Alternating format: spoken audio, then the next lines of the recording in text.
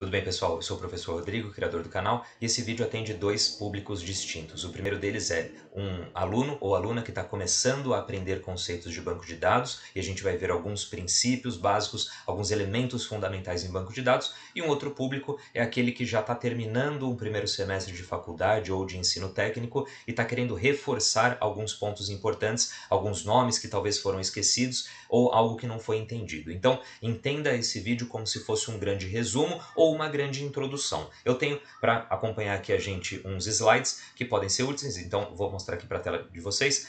E a gente tem aqui o nosso resumo. Qual é a pauta desse vídeo? Você consegue ver todos os elementos mais importantes que eu falei nesse vídeo aqui embaixo na descrição. Eu coloquei também na parte da timeline do vídeo onde que eles aparecem. Então, se você está querendo nesse vídeo buscar algum termo que você está procurando, você não sabe a explicação, olha aqui na descrição, olha na timeline do vídeo, porque provavelmente você vai encontrar aquilo que você está procurando, mas eu convido você a assistir o vídeo completo para ter uma noção geral sobre o banco de dados, tá bom? Então, nesse vídeo, o que a gente espera visualizar? O conceito de banco de dados, ou seja, o que é um banco de dados, uma base de dados, né? É um sinônimo.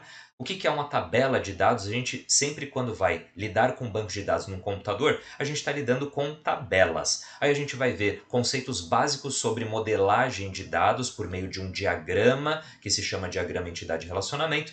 Ele é composto por alguns atributos, entidades, relacionamentos. A gente vai ver também o que caracteriza uma chave primária e uma chave estrangeira, qual é a definição de cada uma delas. A gente também vai abordar o conceito de grau do relacionamento ou cardinalidade e as três formas normais, que são aquelas mais importantes. Formas normais ou normalização de banco de dados é uma categoria razoavelmente grande aqui de banco de dados. Eu vou citar as três primeiras, mas tem outras tantas, tá?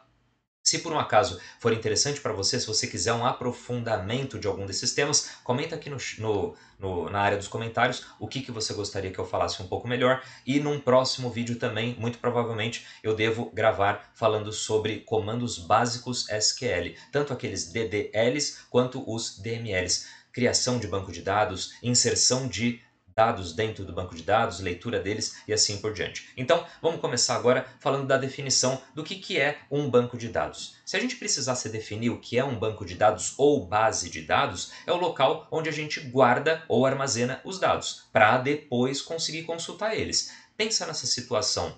Se você simplesmente só guardasse dados em um banco de dados, depois você não conseguisse ver isso, não valeria nada a pena. Você só gastou tempo guardando e nunca mais acha. Eu acho que você já deve ter passado por isso em algum momento, quando você guardou alguma coisa em um armário, guardou num quartinho ou o que for, e até esqueceu que tinha ele. Ou então você guardou, você armazenou aquele, não sei, um sapato, um bem seu, material, e aí você não sabe onde guardou. Dentro de um banco de dados, a gente guarda muitos dados, muitas informações e quer depois vê-los, né? Ver esses dados novamente. Então a gente tem que gravar de uma forma segura, de uma forma organizada, de forma que eu consiga ver e reaver esses dados com muita facilidade.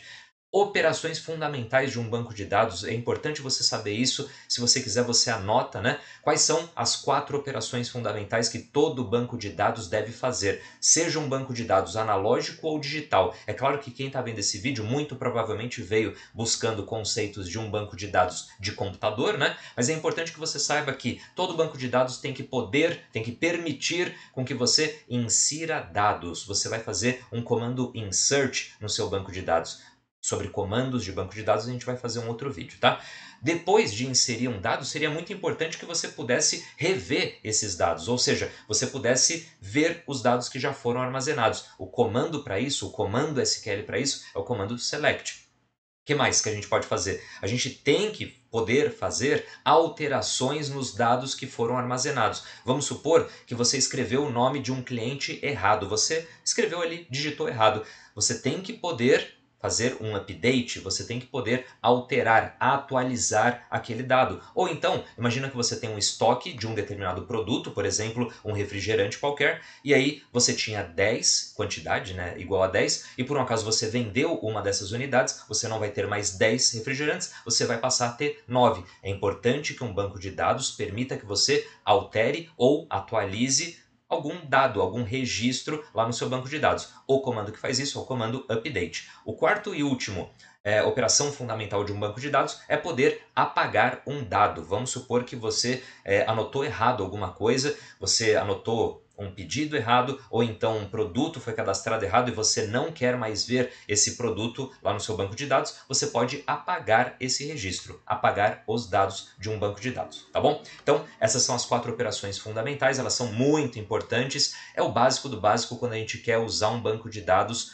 aqui no computador. Mas um banco de dados não é só um local, uma ferramenta de computadores e servidores. Um banco de dados ou base de dados pode ser físico ou digital. Digital é do computador, beleza. Mas para pensar que banco de dados ou base de dados, ou então um local onde você pode armazenar seus dados, é também físico. Será que você lembra de uma coisa que nem essa aqui, uma agenda telefônica que você tinha ali de A até Z? Você colocava o nome das pessoas, o telefone das pessoas, endereço, e-mail, muitas vezes você colocava a data de nascimento para lembrar qual era o aniversário daquela pessoa e você podia ligar e parabenizar ela, numa era antes do Facebook, né, que te avisava isso, mas uma agenda telefônica como essa é uma forma de base de dados. É claro que ela é uma forma muito simples, é claro que ela é uma forma analógica ou física, mas isso é sim uma base de dados, não deixa de ser. Olha um outro exemplo.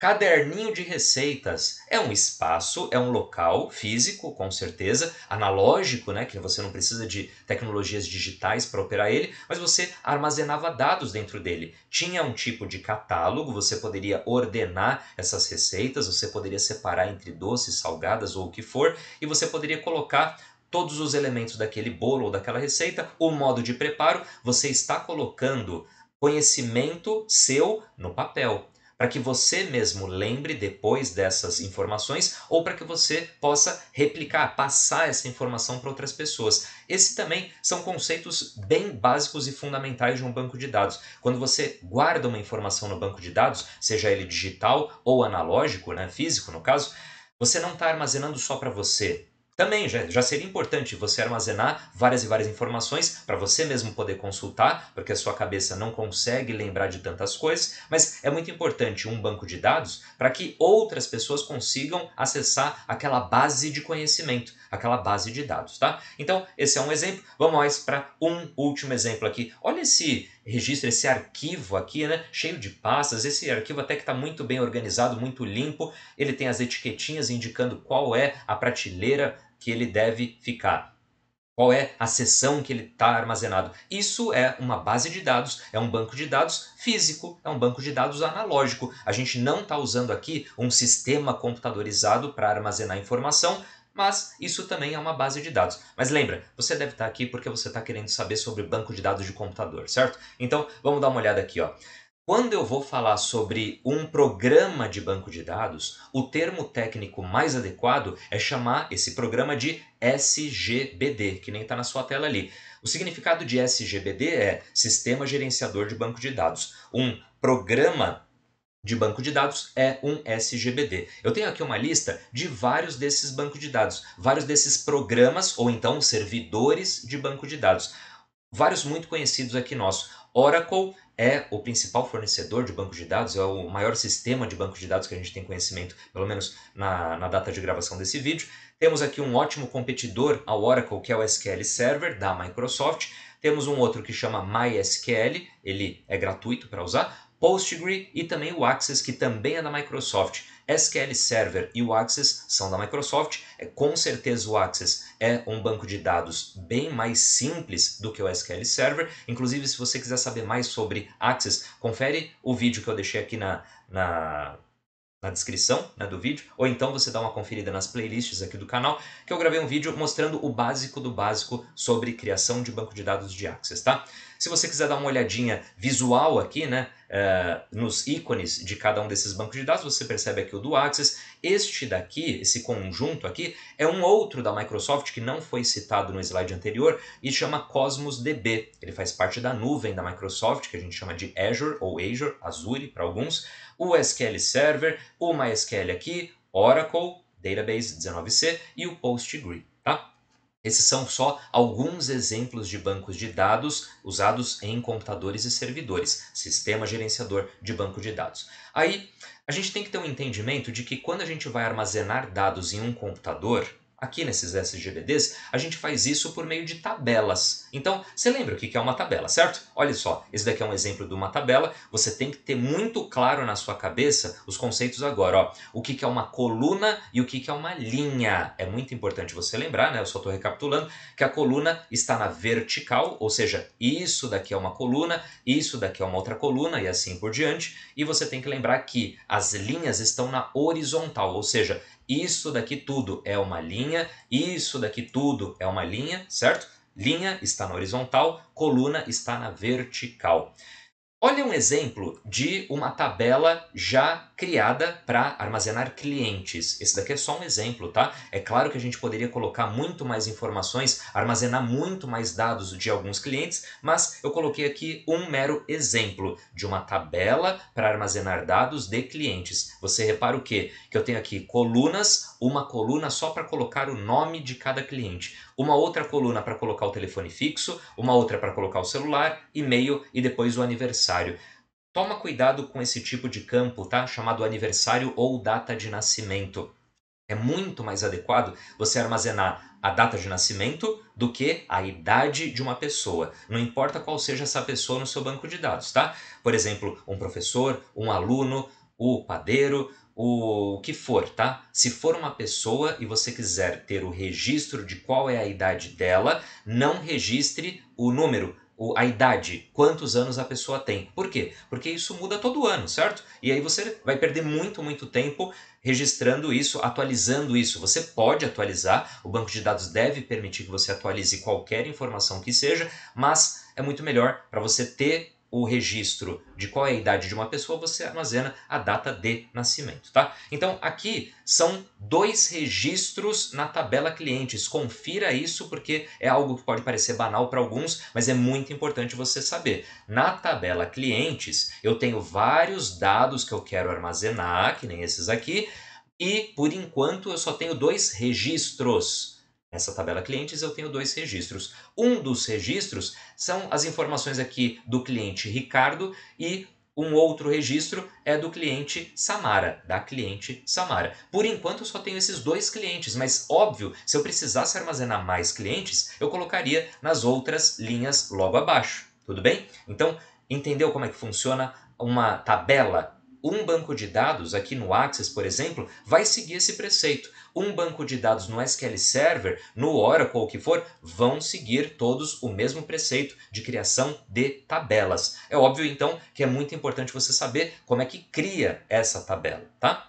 Então a gente vai dar uma olhada, mais um exemplo aqui, tá? É mais do mesmo, mais ou menos, mas agora a tabela é de produtos. Eu quero armazenar informações importantes sobre produtos. Por exemplo, num supermercado, numa mercearia ou o que for. Você tem aqui nas colunas, no começo ali da coluna, eu tenho os campos que eu quero armazenar, ou seja, as informações que eu quero armazenar, qual é o nome do produto, qual é o fabricante do produto, a categoria desse produto, o tamanho dele e se ele é perecível sim ou não. Esse campo, inclusive, eu escrevi desse jeito, né, com um ponto de interrogação no final, mas ele poderia ser do tipo booleano, já deve ter ouvido falar, certo? Do tipo booleano, verdadeiro ou falso, ligado ou desligado, sim e não. Então, aqui eu escrevi como sim e não, mas ele poderia ser uma representação de um checkbox, um ligado ou desligado, tá bom?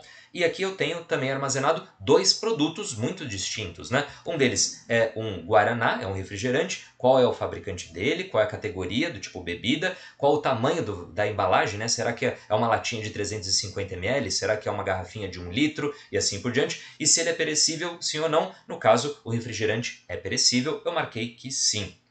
Já o carvão, ele tem uma fabricante diferente, uma categoria diferente, um tamanho diferente, e eu marquei ele como não perecível.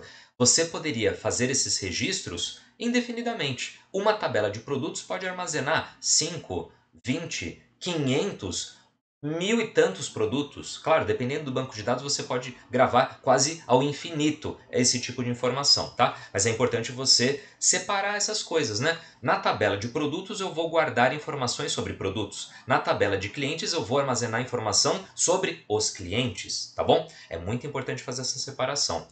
E aí, como é que a gente faz para descrever um banco de dados para quem nunca viu esse banco de dados? Ou, em outras palavras, como é que você começa a ver o mundo ao seu redor e consegue colocar no papel uma estrutura de dados a serem armazenados? A gente tem várias formas de fazer isso, na verdade. Uma dessas formas é desenvolvendo um diagrama que foi dado o nome de diagrama entidade relacionamento. Diagrama entidade relacionamento por quê? Porque é um diagrama, é é, uma forma gráfica ou visual de descrever a estrutura de um banco de dados, e aí a gente tem as coisas mais importantes dentro de um banco de dados, que são a entidade, a gente vai falar o conceito de entidade já já, e o relacionamento, relacionamento entre essas entidades. Esse nome pode parecer estranho, entidade, mas ele não é nada demais. Entidade pode ser um sinônimo de tabela. Lembra da tabela que a gente viu agora há pouco? Essa tabela produtos eu poderia ter chamado de entidade produtos. Essa tabela clientes eu poderia ter chamado de entidade clientes, tá? Tudo bem? É só um nome que foi criado aí, tá? E aí, olha só, dentro desse diagrama entidade relacionamento, eu tenho algumas regras de como eu devo descrever, como eu devo representar os elementos de um banco de dados. O primeiro que a gente está falando aqui é a entidade, que nem a gente viu ali, a tabela, sabe? A tabela do produto, a tabela do cliente, do fornecedor, do professor ou o que for. A gente representa nesse desenho que a gente chama de diagrama entidade relacionamento, também chamado de DER, né? O D de diagrama, entidade, relacionamento. A gente representa uma entidade como um retângulo, tá bom? Entidade representada por um retângulo. Não é um quadrado, ele é um retângulo, você sabe a diferença, né, basicamente. E cada entidade tem os seus atributos. Então, o atributo você está vendo aqui, que ele é representado por uma elipse. Toma cuidado porque dependendo do nível de instrução que você está tendo, talvez numa faculdade, num ensino técnico de boa qualidade, há um certo rigor nesses nomes e em como representar essas coisas dentro de um diagrama. Pode ser no papel ou pode ser por meio de um programa que vai promover esses diagramas. Um atributo é representado por meio de uma elipse, não é uma bolinha que você vai falar, não é um círculo simplesmente, é uma elipse, é como se fosse uma circunferência, mas ela é um pouco mais achatada, tudo bem? Entidade é tipo a tabela, lembra que a gente viu? A tabela dos produtos? Dentro daquela tabela do produto, eu não tinha vários elementos que eu queria armazenar? Por exemplo, aqui ó, tabela do produto. Nome, fabricante, categoria, tamanho perecível. O nome é um atributo dentro da entidade produto. Tudo bem aí? Dá uma olhada ali, ó. Olha na sua tela.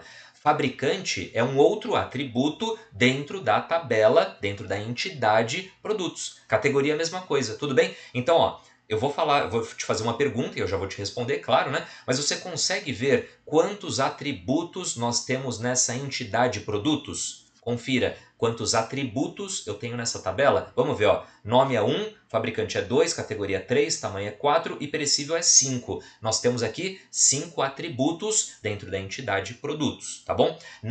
O Guaraná não é um atributo, o carvão não é um atributo. O Guaraná é um registro dentro da tabela produtos e o carvão é um outro registro dentro da tabela produto.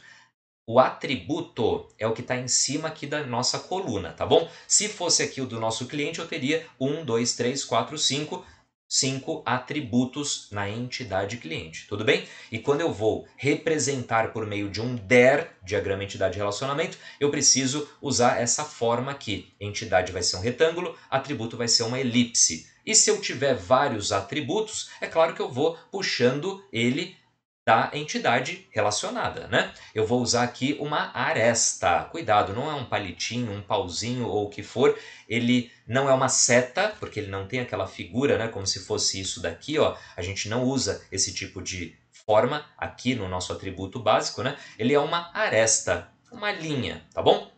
E aí, pode acontecer de você ter uma relação de uma entidade com outra entidade. Isso é muito comum nos bancos de dados e já faz um bom tempo que é isso. Nem sempre foi assim, nem sempre foi possível fazer o vínculo, fazer o relacionamento entre duas entidades, mas isso já acontece há muitos e muitos anos e a tendência é que continue por outros tantos. Você fazer uma entidade específica sobre um tema, tipo um produto, uma outra entidade só com os dados mais importantes, aqueles dados que são exclusivos daquela outra entidade, e aí você pode fazer um certo vínculo com ela para puxar uma informação de uma entidade para outra, de forma que você não vai ter redundância, ou seja, o mesmo dado armazenado nessa entidade e também nessa. Isso é algo bem importante, é algo que a gente preza aqui no nosso banco de dados, tá bom?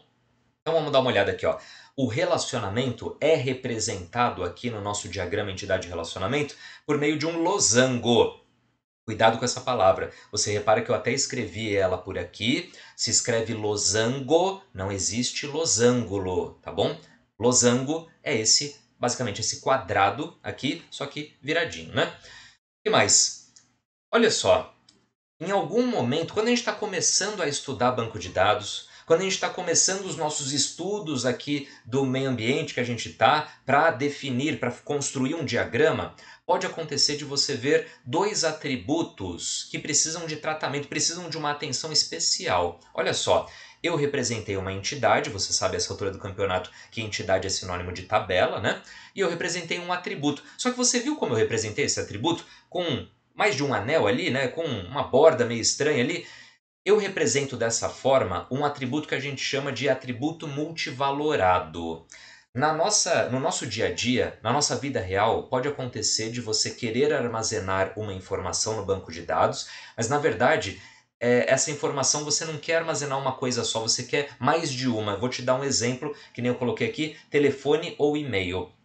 Por exemplo, pode ser interessante você armazenar dois ou mais telefones de um aluno ou aluna dentro de uma escola ou faculdade. Você precisa na sua vida real armazenar dois telefones ou então dois e-mails da pessoa.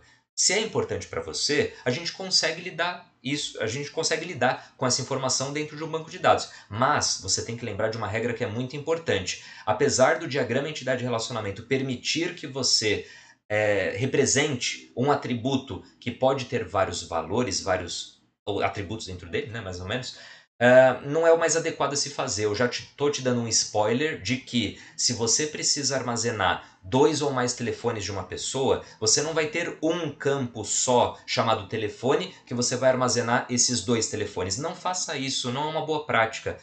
Dentro de cada atributo, ou seja, dentro de cada coluna, você vai colocar um elemento só, um dado apenas. Então, no campo, no atributo telefone, você vai cadastrar um telefone só. Poxa, mas eu preciso cadastrar dois telefones. E o que você faz? Você cria dois atributos. Por exemplo, um atributo que chama telefone 1 e um outro atributo que chama telefone 2. Ou então, um deles é um celular e o outro é o telefone fixo, você pode chamar um atributo de telefone fixo e um outro atributo de telefone celular. Beleza, você não vai armazenar dois ou mais dados dentro de uma coluna só, tá bom? Não faça isso.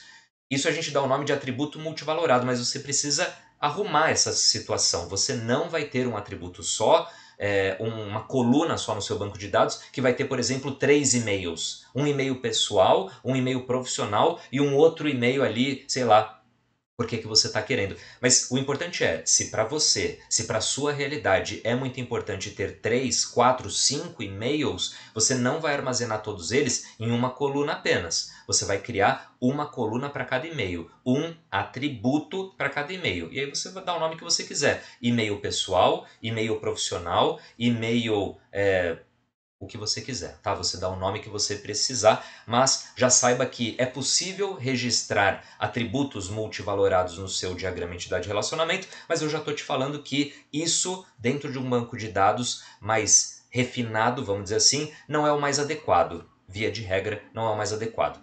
Uma outra situação que na nossa vida real existe, né, mas você tem que saber tratar, é o atributo composto. Não confunda atributo multivalorado com atributo composto. Eu vou explicar o atributo composto e depois a gente faz um paralelo.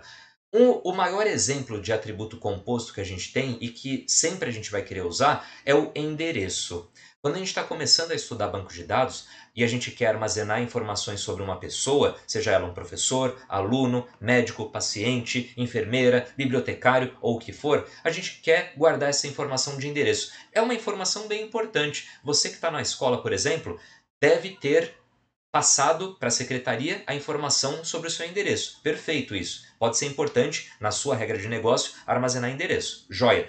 O problema é que a gente não deveria ter um campo que, na verdade, são vários. Como assim? Se você for parar para pensar no campo endereço, quando a gente pensa em endereço, na verdade, esse atributo endereço tem vários atributos dentro dele, várias coisinhas diferentes dentro dele. Não confunda com o atributo multivalorado. O multivalorado que a gente tinha acabado de ver era, por exemplo, telefone. Telefone é um número de telefone, né? Só que, beleza, é o telefone comercial e o telefone pessoal. Só que são coisas diferentes ali. Uma coisa não complementa a outra. O telefone pessoal não é um complemento do telefone comercial ou algo assim. Você quer guardar várias informações. No endereço, no exemplo aqui do endereço, um endereço é composto por vários outros atributos. Por exemplo, o CEP, o tipo da via, se é uma rua, se é uma avenida, se é praça, se é travessa ou o que for. Logradouro, que é o nome dessa via, né? O número de onde você mora, complemento, se você mora numa torre, num bloco diferente, num apartamento, se é casa fundos, casa 2 ou o que for, a cidade que você mora, a unidade federativa, né, o estado onde você mora, e talvez um ponto de referência. Pensa nisso lá num site, por exemplo, ou num formulário que você preenche no papel. Se tem vários campos para você preencher tudo isso, cada um desses campos do formulário devem ser atributos separados, tá bom? Um atributo só deve permitir que você coloque informação dele e pronto, acabou. Pensa que o endereço é um atributo, teoricamente, mas que tem vários atributos dentro dele. Isso é um atributo composto. Pelo diagrama entidade-relacionamento, dependendo do nível que você está nos seus estudos de um diagrama entidade-relacionamento, pode ser interessante armazenar ele, né? O atributo composto. Para armazenar, para registrar esse atributo composto ali no papel, ou então num programa que você usa para desenhar esse diagrama, você pode representar dessa forma. Por exemplo, tem a entidade paciente, a entidade professor, por exemplo.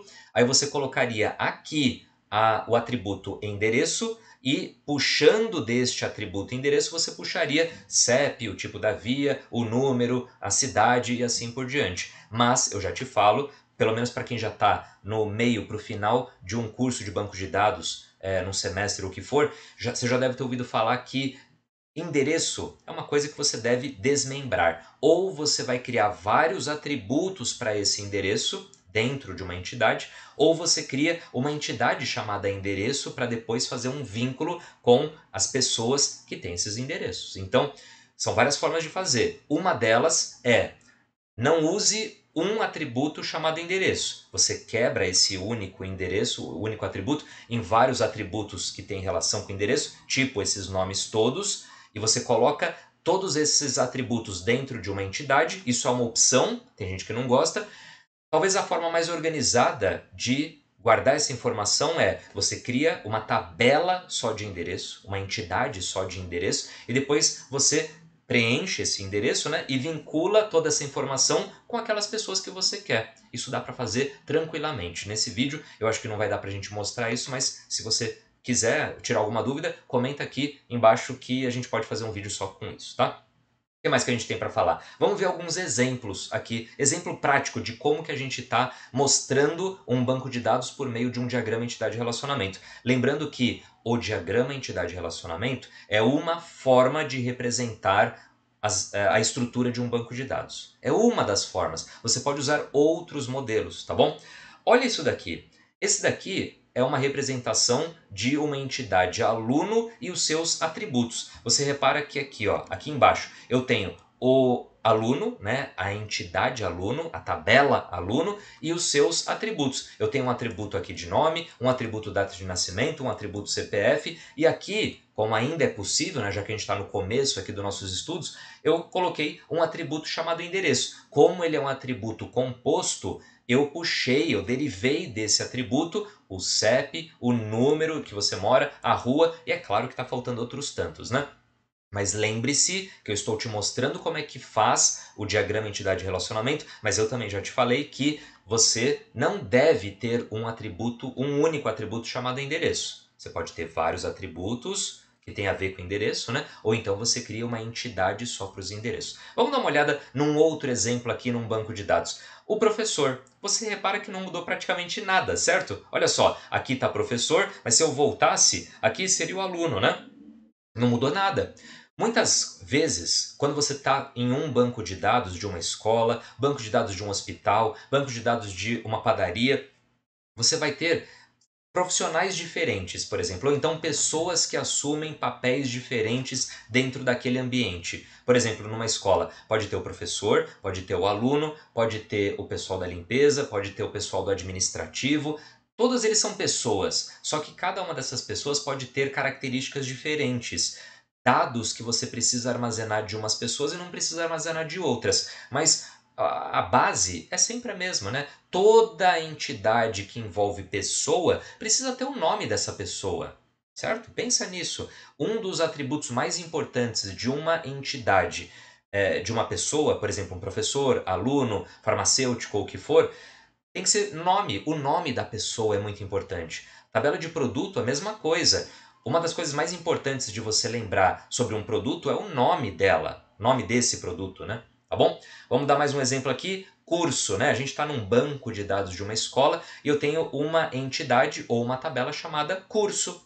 Esse curso tem um nome, esse curso vai ter um código, esse curso vai ter uma carga horária e esse curso teve uma data de início, quando que ele foi inaugurado, por exemplo. São informações que eu achei interessantes de armazenar. É claro que você pode pensar em outras características, em outros atributos que um curso deve ter. Perfeito. Aqui eu coloquei alguns poucos porque eram só um exemplo, né? Mas você pode ter quantos atributos você quiser. Tudo bem?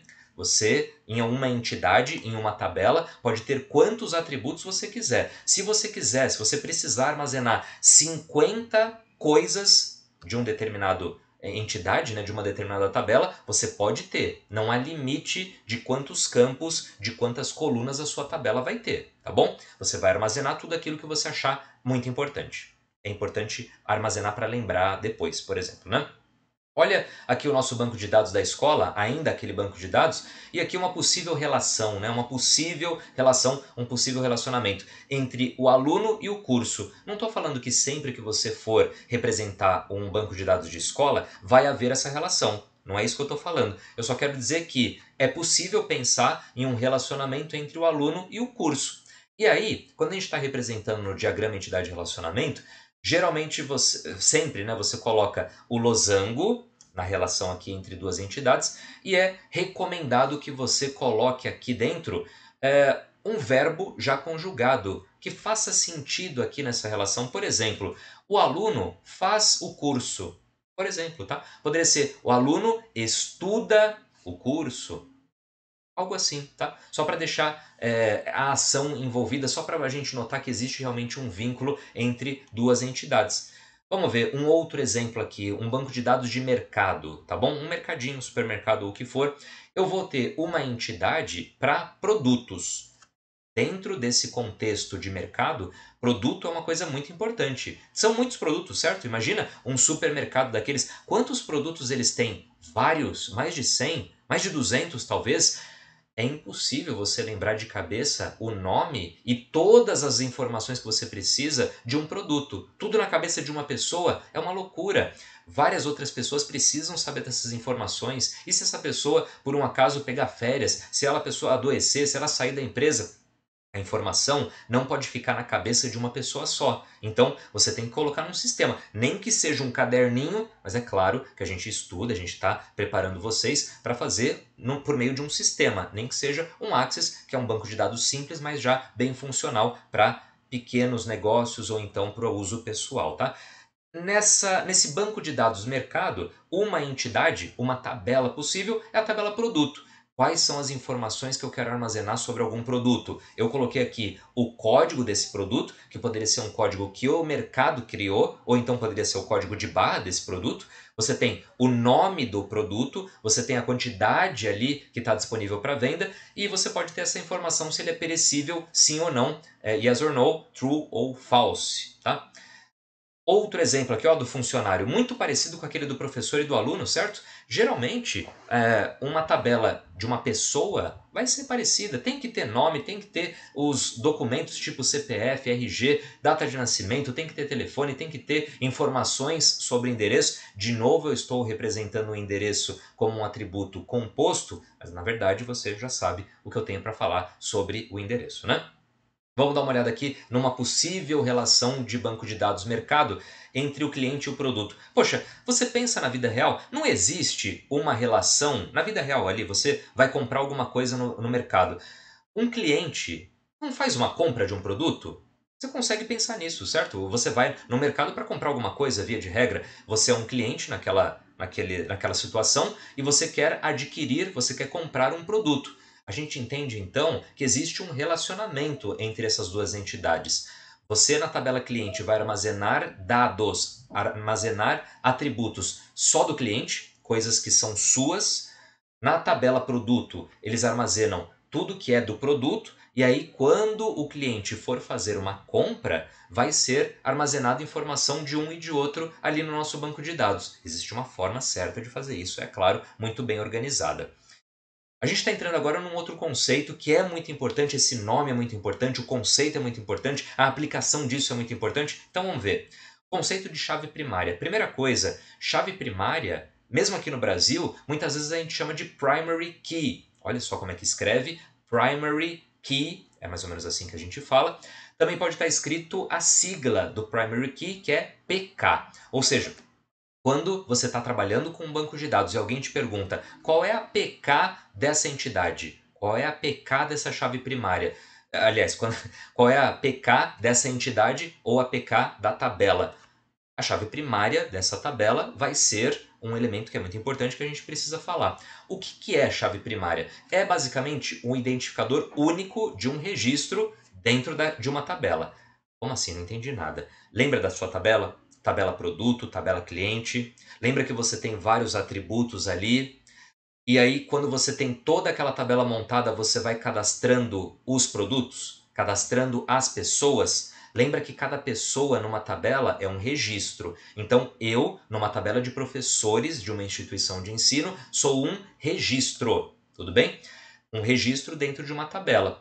Cada registro tem que ter um identificador único, algo que me representa. Só que eu tenho que tomar alguns cuidados, tá? Olha isso daqui, olha essa tabela clientes agora. Do jeito que eu vejo aqui, eu não tenho um identificador único que vai identificar ali um determinado registro, um determinado cliente. Eu tenho um nome, só que olha, chave primária a gente aprendeu que deve ser algo que nunca se repete. Dentro da tabela, no caso aqui, dentro da tabela cliente, eu não posso ter um nome que se repete. E você sabe que o primeiro nome pode se repetir muitas vezes. Eu tenho um cliente que chama Ricardo, depois um outro cliente que chama Mário, depois um outro cliente que chama Ricardo de novo. Chave primária tem que ser um atributo que não se repete nunca dentro de uma tabela. E aí você pode pensar, poxa, mas e se eu usar o primeiro nome e o último nome? Mesmo assim, pode haver o atributo igual. Pode ter dois Ricardo Almeida como cliente de um mercado. Isso pode acontecer. Telefone fixo também não é o mais adequado de se usar como chave primária, por quê? Porque eu posso ter um telefone fixo aqui na minha casa e a minha esposa, que mora aqui comigo, também tem o mesmo telefone. E lembra que, para ser uma chave primária, aquele atributo nunca pode se repetir dentro de uma tabela. Celular é a mesma coisa, a gente pode compartilhar celular, até um e-mail a gente pode compartilhar, data de aniversário também.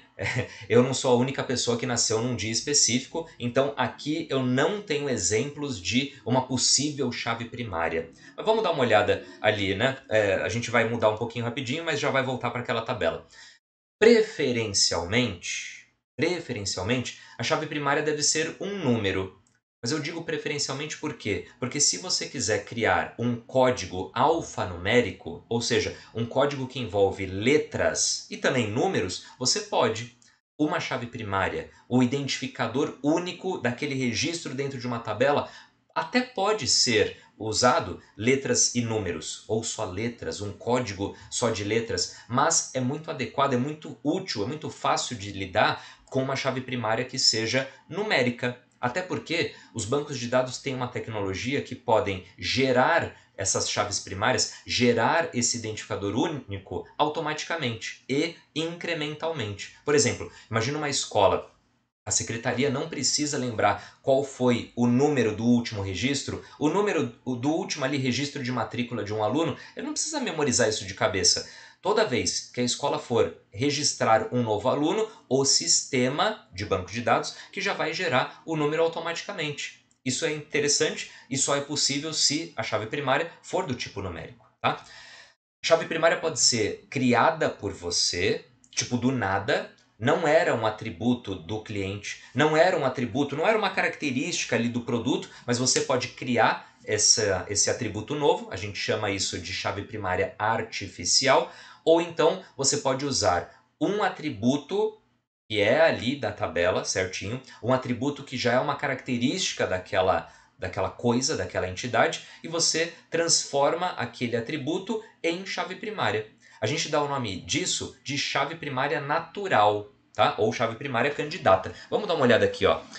Eu, como eu tinha falado para vocês, não estou visualizando um bom exemplo aqui de uma possível chave primária. Eu estou analisando a minha tabela clientes, estou vendo esses 5 atributos e não estou achando aqui uma possível chave primária candidata.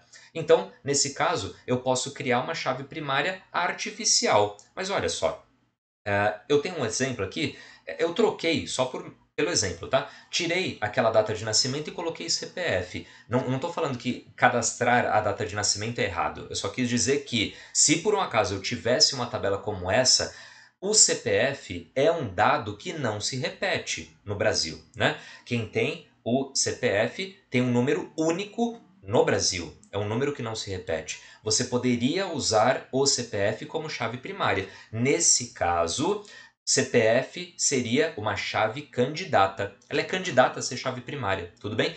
Ela é do tipo chave primária natural. Por quê? Porque o CPF já era do cliente. O CPF é uma coisa que é uma característica do cliente.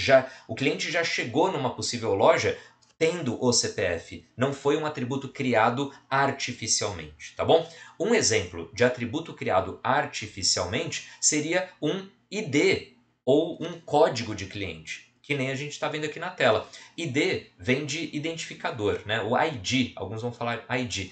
ID cliente. Quando você chega numa loja, você não tem um ID, você não tem um identificador ali. Só que quando uma loja, um supermercado, uma escola vai te cadastrar no sistema deles, via de regra, você recebe um número de identificação, é um ID. Neste caso aqui, a gente acabou de criar uma chave primária, é uma chave primária artificial. Inclusive, é o que eu recomendo a se fazer. Eu evito usar uma chave primária natural, por exemplo, um CPF. Não é um problema. O CPF atende o requisito mínimo de chave primária, porque ele é um número, basicamente, é um número grande, mas é um número. Ele não se repete, ou seja, eu tenho certeza que esse número vai ser único dentro da tabela clientes, dentro da tabela funcionários ou o que for, mas ele é meio grande. Nem toda pessoa tem CPF. Pode ser uma criança, por exemplo, que não tenha CPF. Pode ser uma pessoa estrangeira que não tem CPF. Ela tem o registro próprio dela, do país dela. Ela ainda não tem CPF. E como é que eu vou fazer? Lembra que a chave primária é um atributo importantíssimo, fundamental dentro de uma tabela. Se você não tem esse número, esse registro para colocar na chave primária, você não consegue cadastrar a pessoa, por exemplo. Então olha o problema que a gente pode ter. Se por um acaso CPF fosse a chave primária de um cliente e esse cliente não tem um CPF ainda, ou ele não lembra de cabeça, ou até ele é estrangeiro, você não poderia cadastrar esse cliente. Isso seria péssimo, tá? É comum, é muito comum, é o que é recomendado você criar uma chave primária específica para você, uma chave primária artificial. O nome que você vai dar para essa chave primária tanto faz. Pode ser ID cliente, pode ser código do cliente, COD cliente, alguma coisa assim. Eu chamei aqui de ID cliente e tenho esse costume de chamar ID alguma coisa. Na tabela de produtos, eu posso dar o nome de ID produto, tá bom? Vamos ver aqui, ó. Existe aquele conceito de chave estrangeira, certo? Existe o conceito de chave primária e chave estrangeira. O que raio que é uma chave estrangeira? Chave estrangeira é a chave primária que era de uma tabela e foi para outra tabela por meio de um relacionamento. Só que do jeito que está escrito e do jeito que eu falei, se você nunca ouviu falar em chave estrangeira, você não entendeu nada. E se por um acaso você já teve uma matéria de banco de dados, já não entendeu nada, não foi agora que você aprendeu, certo? Então a gente precisa explicar do começo. Eu vou fazer aqui uma exposição para vocês, só que antes de falar sobre chave estrangeira, a gente tem que entender o grau de relacionamento entre duas tabelas, um estudo de cardinalidade entre tabelas. Eu não vou esquecer de falar da chave estrangeira, tá? É que eu preciso entender como que funciona o grau de um relacionamento para depois falar como que acontece essa ida de uma chave primária de uma tabela para outra tabela, tá bom? Fica comigo aqui, ou então você dá uma olhada aqui na timeline e você descobre quando que eu vou de fato te mostrar a chave estrangeira. Mas olha só, cardinalidade ou grau da relação entre duas tabelas. Existem três tipos de grau de relação, graus de relacionamento. Um relacionamento pode ser, né, aquela junção de duas tabelas. Ele pode ser um relacionamento 1 para 1, e a gente anota isso dessa forma, 1, 2 pontos, 1. Relacionamento 1 para 1, a gente já vai dar exemplos disso. Um outro relacionamento pode ser do tipo 1 para muitos, a gente chama isso de 1 para n. Ou então um relacionamento pode ser do tipo muitos para muitos, ou então N para N, tá? O relacionamento muitos para 1 é o mesmo que 1 para muitos, tá? Então, de fato, só existem três tipos. Existe aquele quarto que é o muitos para 1, mas na verdade muitos para 1 e 1 para muitos é exatamente a mesma coisa. Vamos dar uma olhada aqui neste exemplo de relacionamento 1 para 1, mas calma, cuidado com isso daqui, ó. Sempre que a gente vai analisar um banco de dados, sempre que a gente vai construir um banco de dados, eu tenho que pensar na minha realidade. A realidade daquele negócio, a realidade daquela pessoa, daquela empresa. Então, olha só, o que eu estou te mostrando aqui é um relacionamento possível entre um motorista e um carro, mas calma, você pode pensar várias coisas. Nesse exercício, eu estou falando que o carro é próprio daquele motorista. O que significa isso? Que aquele motorista só vai dirigir um carro e aquele carro só é dirigido por um motorista. Como é que eu faço o estudo de cardinalidade ou o estudo de grau de relacionamento nessa situação que eu acabei de falar? Um motorista só tem um carro e aquele carro só é usado por um motorista. Como que a gente faz isso? Eu costumo fazer um desenho. Então, olha só. Eu vou sempre começar, é uma opção minha, eu sempre começo da esquerda para a direita. Então, olha o que eu vou fazer. Eu penso um motorista. Sempre começo pela esquerda e sempre começo pensando em um, tá bom? Um motorista. Imagina aquele cara que trabalha com o carro, aquele motorista, tá? O João, por exemplo. O João é um motorista. O João pode usar um carro só ou vários carros? Nessa minha lógica que eu tinha falado aqui que ele tem o carro próprio dele, eu estou definindo que um motorista só pode usar um carro.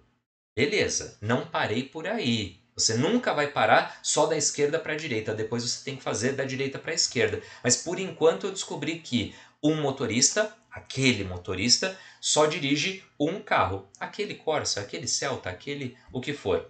Aí eu vou fazer o caminho contrário, analisando agora o carro. Sempre pensando em um primeiro, aquele carro ali, por exemplo. Um carro pode ser dirigido por um motorista ou vários. Nesse momento você pode estar pensando muitas coisas, mas calma, lembra da minha lógica aqui do exercício. É aquele tipo de exemplo de um motorista que só tem um carro, tá? E aquele carro é só do motorista. Então, um carro, aquele carro ali que está parado na garagem, pode ser dirigido por um motorista ou vários. Nesse meu exemplo, só um. Então, eu dou uma analisada aqui deste lado da relação e deste lado da relação, tirando o menor desses dois números aqui dentro desse grupo. No caso, eles são iguais, né? Então não vai ser muito difícil. Mas se tivesse alguma coisa muitos, eu tiraria o que tem um. Vamos ver, ó. Vamos ver esse exemplo primeiro, que é o relacionamento 1 para 1. 1 e 1, eu tenho que tirar algum deles, o menor. Eu vou tirar esse cara aqui. E entre esse 1 e esse outro 1, eu vou tirar esse daqui, só porque eu quis. Foi assim que eu descobri que esse relacionamento, nesse contexto, é do tipo 1 para 1. Eu descobri que essa relação é 1 para 1. Tudo bem? Vamos dar uma olhada num outro exemplo. Se você nunca tinha visto isso, talvez seja um pouco confuso. Se isso for uma revisão, talvez seja já muito fácil, né? Vamos dar uma olhada, ó. Não é a mesma coisa agora. Apesar de nós termos a mesma entidade motorista, a mesma entidade carro, mas agora a realidade é um carro de frota. O que significa isso? Aquele carro não pertence a uma pessoa só. Aquele carro pode ser usado por vários motoristas. Mas vamos pensar numa situação de que um motorista sempre pega um único carro. Sempre aquele carro ali específico, porque ele gosta, porque aquele motorista foi designado para aquele carro específico, enfim, poderia ser um ônibus ou até um caminhão, né? Mas pensa nessa lógica, pensa nesse estudo de caso.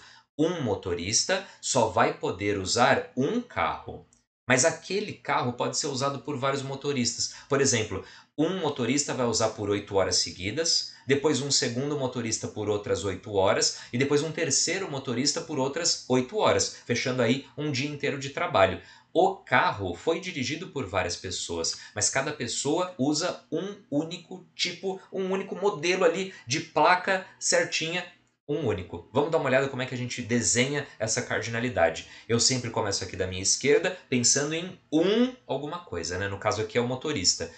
Um motorista pode dirigir um carro ou vários nessa minha realidade. Eu falei para vocês que esse cara só pode dirigir um tipo específico. É aquele Onix, é aquele Prisma, é aquele BMW, por exemplo. Um motorista só dirige um carro específico. Nessa realidade que eu estou te falando.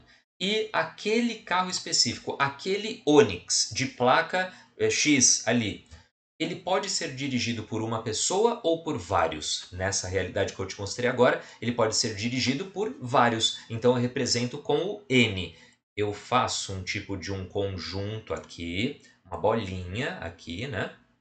E eu vou tirar de cada um desses conjuntos o menor símbolo. Então, se eu tinha no exercício anterior 1 e 1, era só excluir qualquer um desses 1s. Agora fica mais fácil, né? Eu tenho 1 e muitos, eu devo excluir o menor. Então, eu vou tirar daqui esse número 1.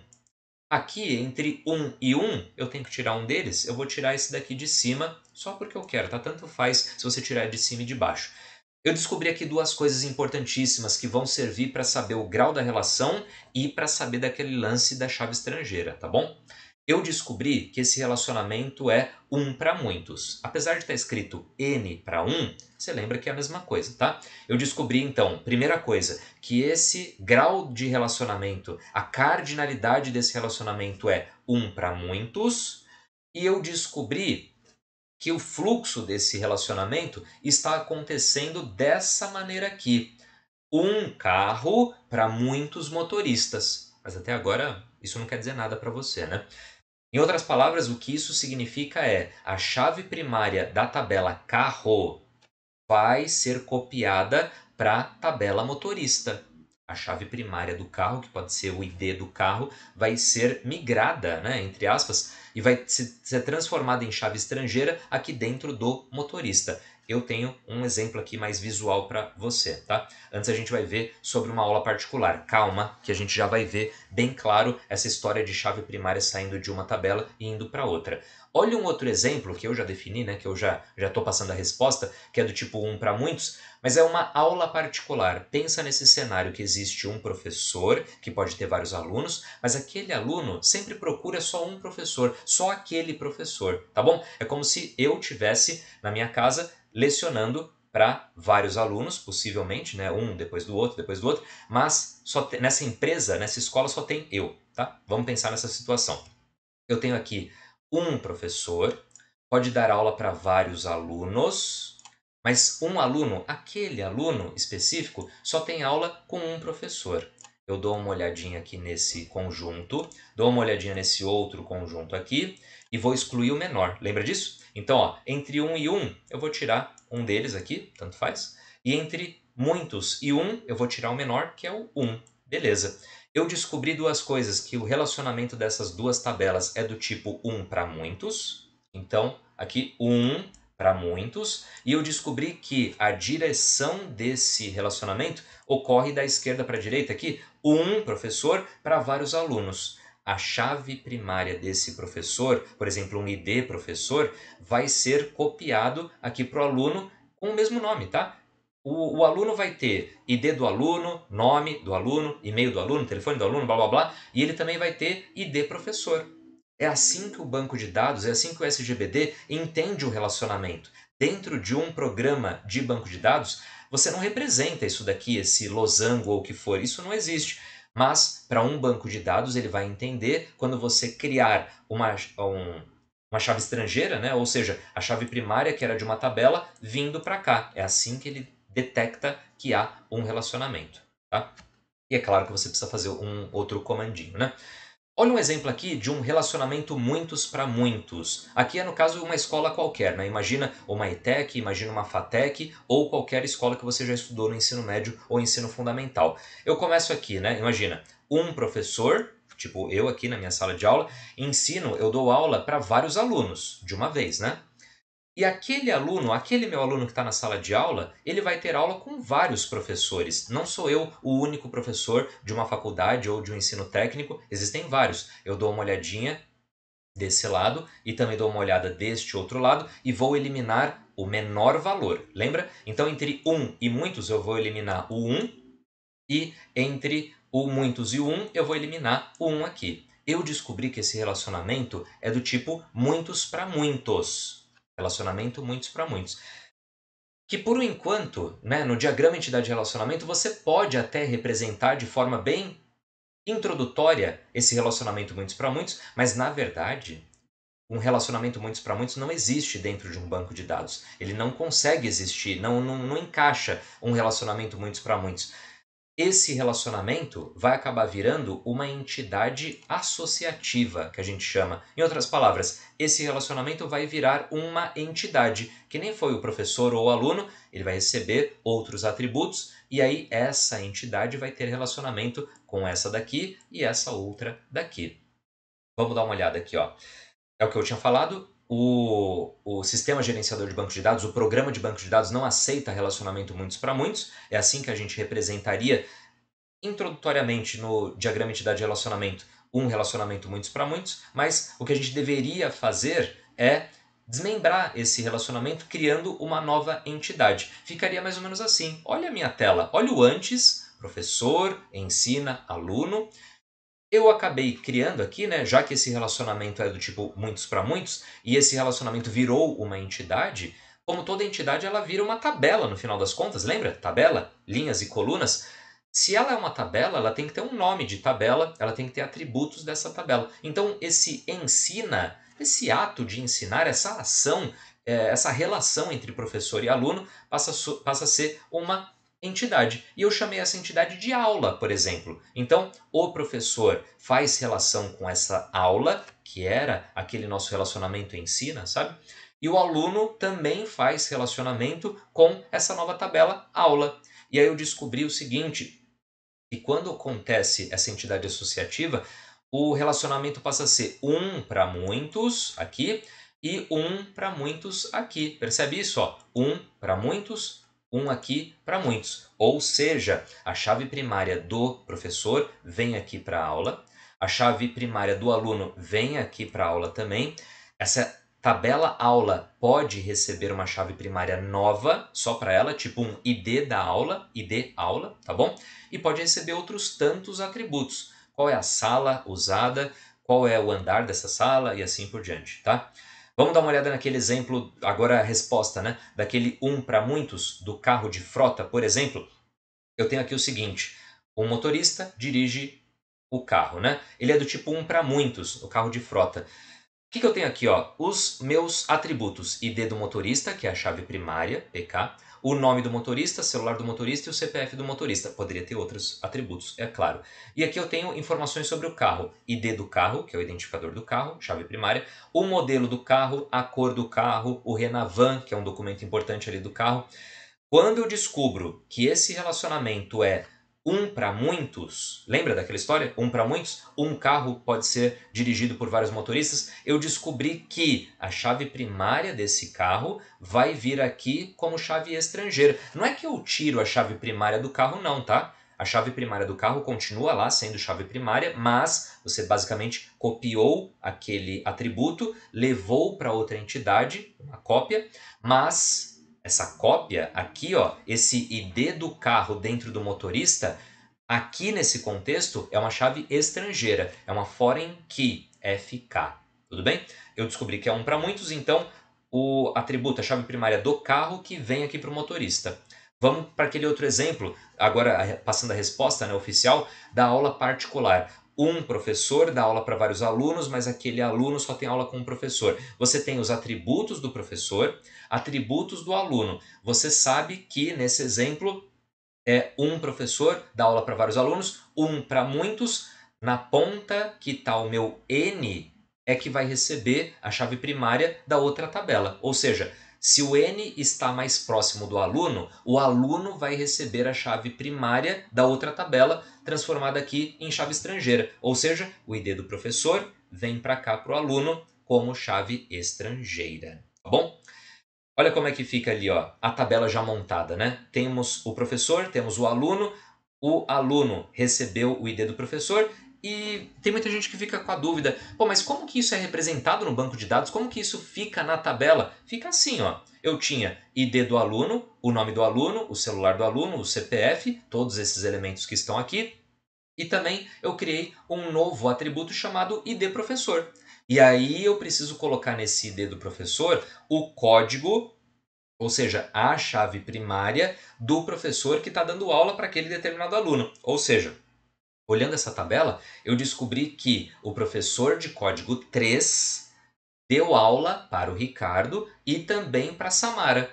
Se tivesse um quarto aluno, um 10º aluno, e tivesse escrito que o ID professor fosse 2, significaria que o professor de código 2, código de identificação 2, lecionou para aquela pessoa.